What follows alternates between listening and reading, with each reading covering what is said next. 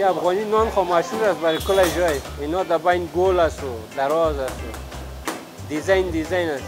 هر وقت مردم بگوید برش پخته میکنیم. این خاطر نرم میباشه، برای معده خوب است. اینمی کسب ما است. در افغانستان هم اینمی کار ما بود. نانبایی زیاد وقت میشه، 35 سال میشه که هستیم اینجا.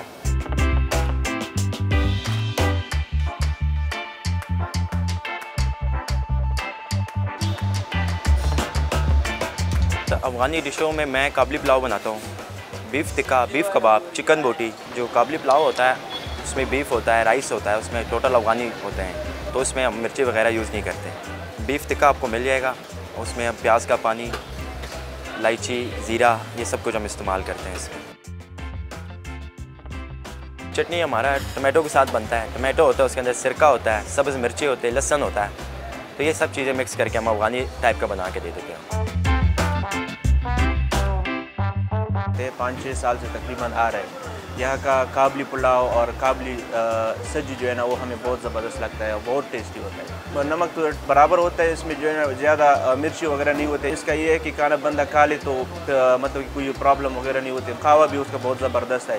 यहाँ से खाना खाने के बाद बंदा खावा ना पिए तो ऐसा समझो कि कुछ चीज़ आपसे रह गई है।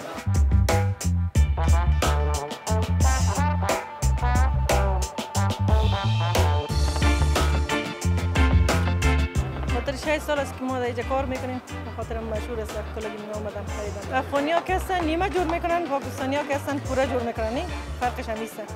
بولانی کچالو سودا میکنیم، بولانی کچالو، بولانی گندنه و همچنان منتو اندازه میشه. بین منتو گوشت میباشه، گوشت مرغ یا گوشت گاو میباشه. خمیش که امروز سالند است و چک است و رویش گشنیز میندازیم، مسالجات امروز زمین نمیشه.